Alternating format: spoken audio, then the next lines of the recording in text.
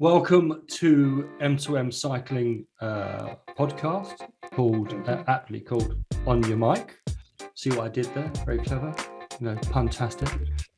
And Christian or Colesy, you are the first guest we have, so I don't know if that's going to be a blessing or a curse, but thank you very much for your time.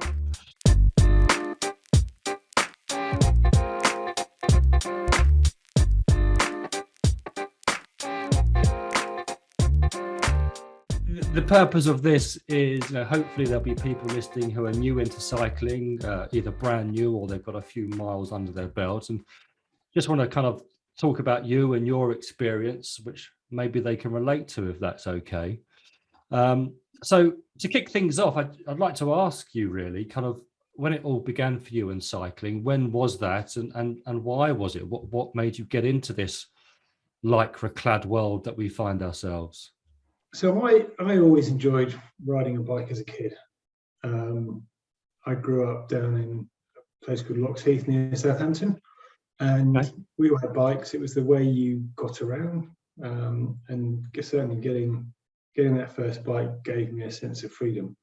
Did you have a chopper? Did you have the gears in the middle? I never had a chopper.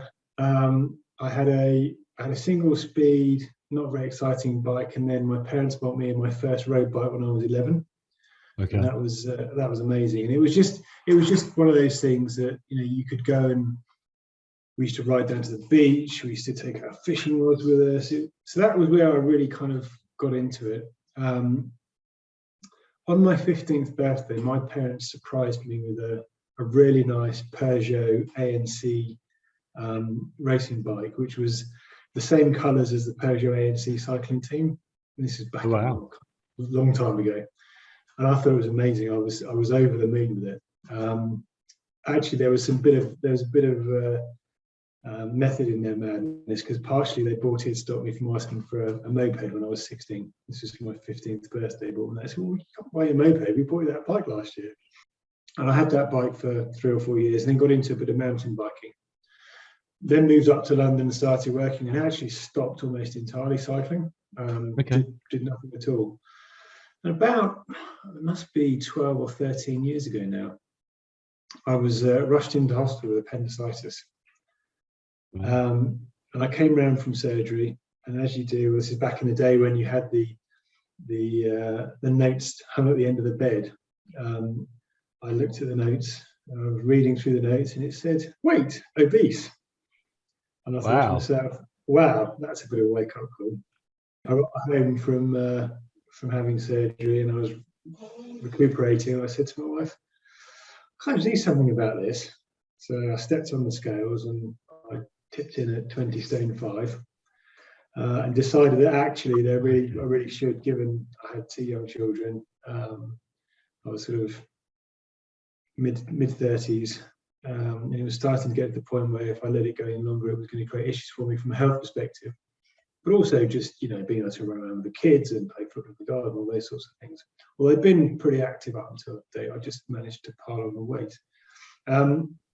So I packed my wife off to Weight Watchers, got her to get me all of the books and what have you, and started following Weight Watchers. And as I started, I wondered where that was going to go for a second. I thought you were just right. I'm fat. You go to Weight Watchers.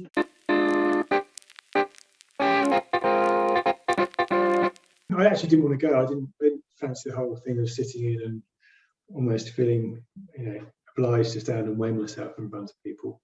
I got her to get all the books, followed Weight Watchers, started to lose a bit of weight, started doing some running, and that really helped. And I was talking to a guy I was working with at the time. He said, "I don't know why you don't ride to work." So, "What do you mean it's miles?" He said, "Well, it kind of is. We don't have to ride every day. And it's actually a really good way it's quite a good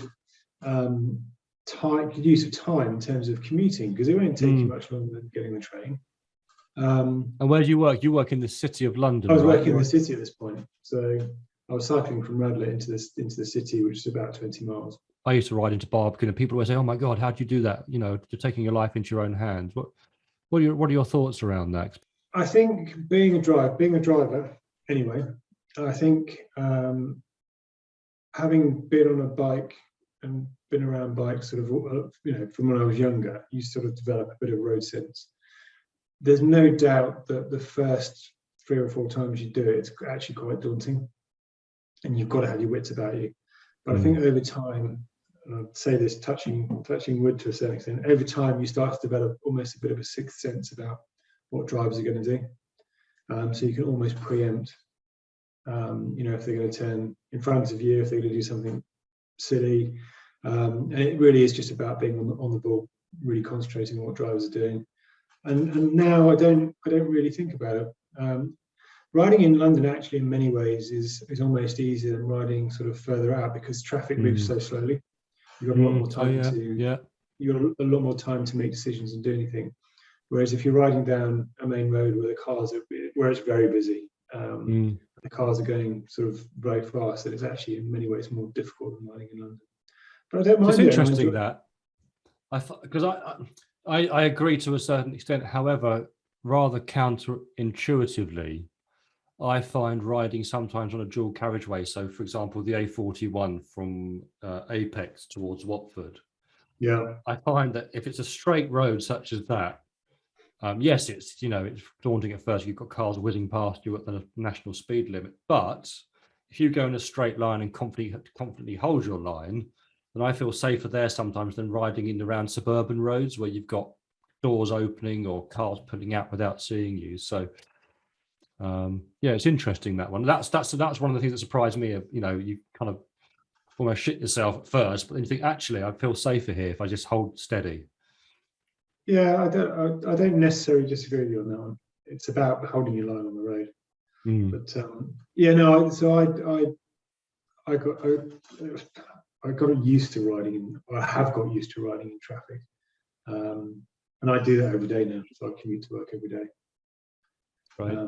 But back then that was the starting point for me, and I bought myself a hybrid.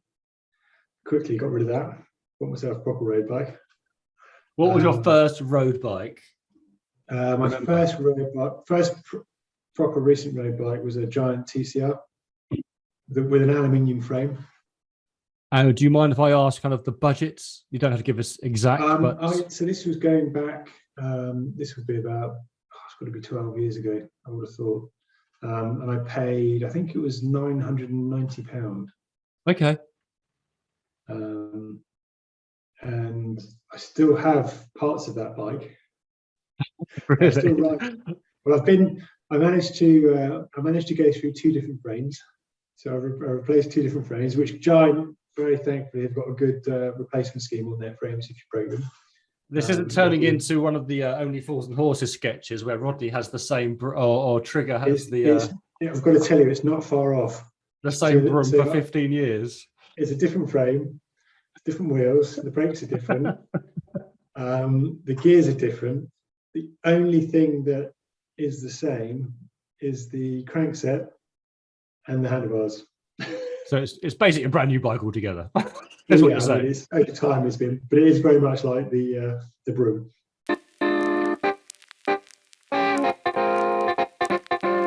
And on the subject of buying your first proper road bike, again, a lot of people ask, what should I spend? What should I look out for?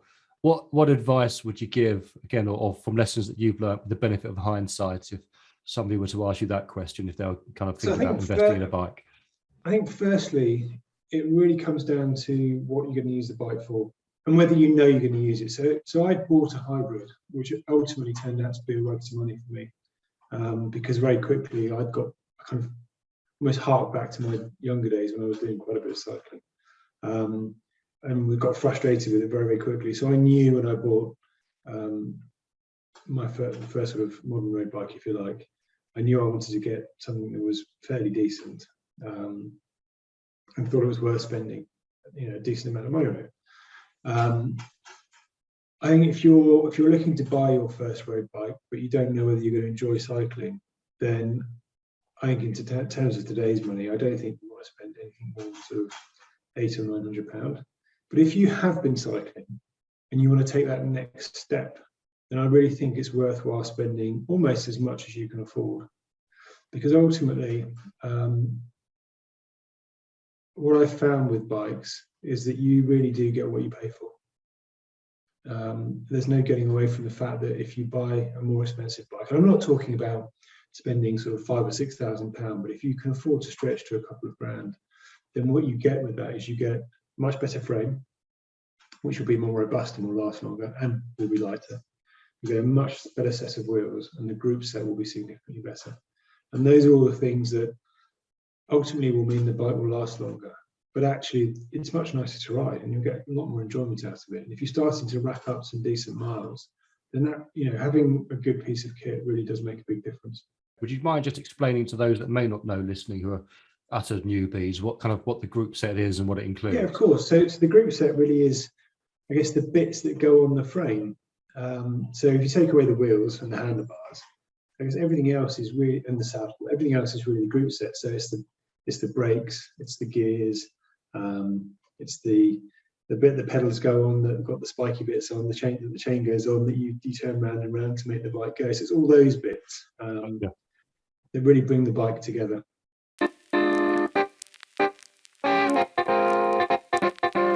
So moving on from the bike and kind of what you should invest, or how much you should invest when buying your first bike.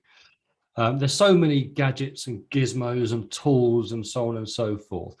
What's the one thing that you would go back would be an absolute no-brainer in terms of the gadget or piece of kit that you would buy just to open up your cycling world or make it more enjoyable? Sure. So there are a number of things. And one thing that's peculiar with bikes, when you start spending over a certain amount of money, bikes come with no pedals. And there is a reason for that. It's because most cyclists most sort of more serious cyclists these days use what's called clipless pedals, which again is a bit of a strange thing to call them because they actually are clips, and it's where you clip your cycling shoe into the pedal, a bit like a ski binding. Okay. So I think if you're starting to ride a bike, I think getting clipless pedals is probably the number one thing because it does make cycling significantly easier. I guess the other thing is just making sure from a clothing perspective, you've got the right clothing, and it does make a big difference. And people laugh about, middle-aged men in lycra, but having a decent pair of cycling shorts makes a big difference. Because just having something that's tight and you can move around in makes cycling easier, but having the pad in the shorts also makes it a lot more comfortable for the undercarriage. Having a good quality cycling jersey that will wick away the sweat from the skin, but also has got pockets in that you can put whether it's food or your phone or some money and keys and what have you that you can actually get to fairly easily. Decent jacket, waterproof jacket, and I've got a variety. They all tend to be in very bright colours because I think that's just sensible if you're riding outside, as you've seen. And then you almost need not a toolkit, but you need something that you can actually do some repairs on the side of the road if you need to. So a kind of very small multi-tool that's got some Allen keys in it and perhaps a screwdriver. You need some inner tubes in case you get a puncture and you have to change the inner tube. You have to have something to pump the tyre back up again. Personally, I use CO2 canisters because I find they're much easier to carry than carrying a pump, but you can get small pumps. I think that's probably the key kit, I think. And a helmet, of course. Sorry? A helmet, yes. And again, what's strange is I never wore a helmet as a kid. And I wouldn't go out on a bike now without a helmet. I'd almost feel like I was being irresponsible. If you're riding early in the morning or later, sort of later on the day when either it's dark or the light's not so good, then a decent set of lights is a must. In fact, I particularly when I'm commuting into town, even if it's still light, I have my lights on flash mode because I think it just makes people more aware of you.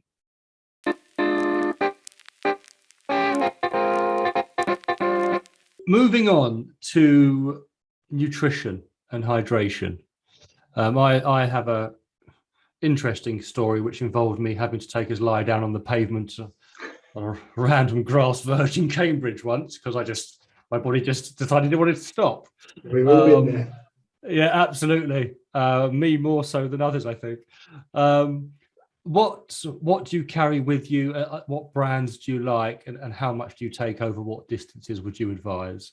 Yeah, it kind of depends. So I've got quite used to getting up in the morning and riding into the office without having any breakfast. And on occasion, I'll go and do laps around Regent's Park. So I could do, an hour and a half, 2 hours of cycling before I've eaten anything in the morning. Fasted riding, yeah, I do that sometimes. Yeah, and it's not because I want particularly to ride fasted. It just means I get an extra sort of 20 minutes in bed. But what I always do is I always carry a bottle of water with either squash in it, or I always used to have hydration tablets. Sometimes you use gels, the high five gels, but I actually prefer, if I can, more solid food. So I'm a big fan of flapjacks, for example. I tend to find that if I'm going out on a Sunday morning and I'm doing, I'm going to do, say, 120 Ks, for example, I don't carry a huge amount of food because we'll always stop for coffee halfway around. And when we stop for coffee, I always have cake. And that tends to be enough to get me through. But I think in terms of nutrition, actually, I got into a stage of doing quite a lot of triathlons, and doing some of the longer triathlons, nutrition becomes key. So things like gels. So I'm a big fan of flapjacks, which are easy to consume on a bike. And actually, consuming nutrition on a bike is significantly easier if you're running. So you can almost eat anything you can put in your back pocket and just manage to open and shove it in your mouth while you're riding along. I'm sure I've heard the clanging of Sunday's best china rattling around in there as you bring out the malt loaf and the teapot. Yeah, exactly. As you're riding along. And actually, malt loaf's another one that's great. So malt loaf do individually wrapped bars. Okay. And they're really good, actually, because you literally unwrap them and shove them in. Can you have malt loaf without butter and jam, though? Is that a thing? Yeah, I mean, yeah. You don't have without butter? I've never had it without butter and jam. When you're at home, then clearly you need butter, but if you're at the bike, it's a little bit difficult. But all joking aside, Saurian do individually wrapped sort of portions of malt loaf, which are great because they're small enough to put in your back pocket and have a couple of bites. So they're really good. Anything that's sort of quite carbohydrate dense, I find is good.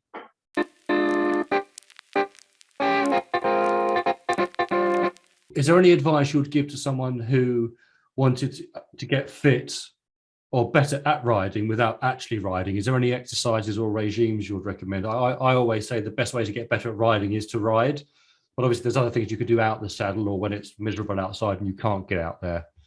So you're absolutely right. I think the only way to really get better at cycling is to go on your bike and ride it. I'm a big fan of riding in any weather. The reason for that is that I do commute every day, so I ride my bike every day to work and home again. And the alternative for me is trudging down to the station, getting on a train, going into town, getting on a tube or another train, going across town with the hordes of people in a sweaty, smelly, horrible tube. I hate it. So the alternative for me is to go outside in a bit of rain or a bit of cold and ride my bike. So I do tend to ride more often than not. But in terms of trying to stay, I guess, fit and injury free on the bike, one of the biggest things I think is making sure your core is strong. So irrespective of everything else, just making sure that you do sort of core strengthening exercise, whether that's things like planks, anything that really makes sure that you stay strong on the core. Trying to do some stretching, which I am awful at. Daughter is constantly telling me that I need to stretch more, and she's right because my hamstrings are so tight at the moment. Yes, but even that will stop you from getting injuries. The other things which are great if you don't want to go outside, so there's a whole new range of technology out there, whether it be things like Zwift, which I haven't used but apparently is amazing. We're fortunate enough to have a Peloton bike which the whole family uses, and they're great. Is that behind you over your left shoulder? Yeah, is that what I see there? Behind me, which the kids love. The wife rides. I think I've ridden it not that often, but I ride it every now and or even getting down to your local gym and doing spin classes, which are great because they're short, sharp, and they do a really good job at boosting your fitness, such that when you get back on the bike again, it does make a difference.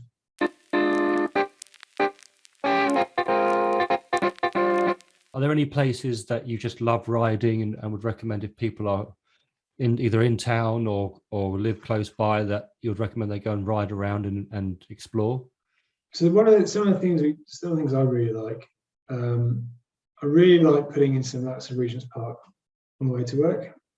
It's easy. It's really easy to get fast mileage in. If you wanted to go and really hammer yourself for half an hour, that's a great place to do it, because it's certainly early in the morning. It's relatively traffic free. We're actually quite fortunate where we are in Hertfordshire, as we're quite close to the Chilterns, and riding up round through the Chilterns is actually really good, and it can be quite challenging as well because there's some decent hills around. I love riding in the New Forest, which I haven't done for a long time, but I used to do a lot as a kid.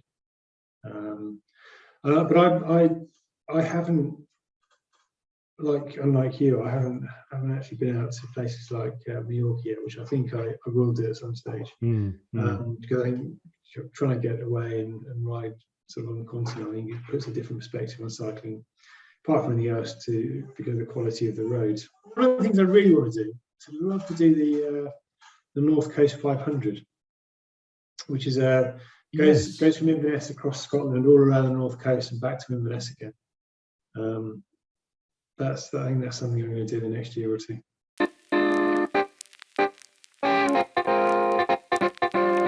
Finally, final question. If there's one thing you could go back and tell your younger riding self with the benefit of hindsight, just one lesson, one trick, one face palm moment you would avoid, what would it be? That's a good one. That's a really good one. With cycling is an interesting sport in that there's a great quote, I can't remember who said it, in that cycling never gets easier, you just get faster.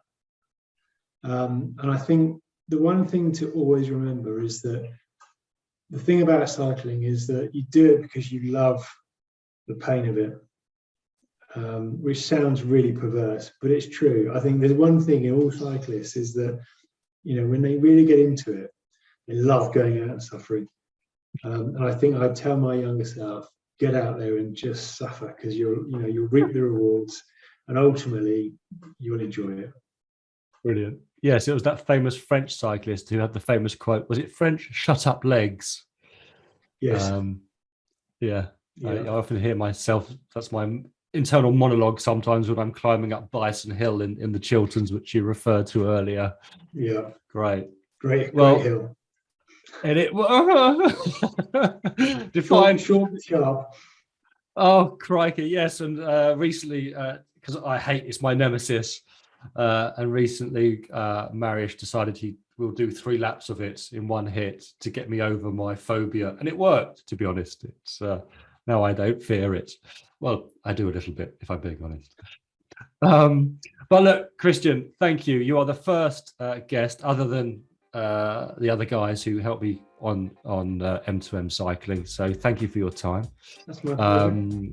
For anyone watching this, if you would like to learn more or find out anything else, or join the community and communicate and share questions with people like Christian and myself, then head over to m2mcycling.com, where you can sign up and get involved. Thanks everyone for your time, and Christian, no doubt I look forward to you dragging me around Hertfordshire in the near future. Sounds great. Thanks, Ben. Nice to see you. Thanks. And you. Cheers. See you soon. Bye.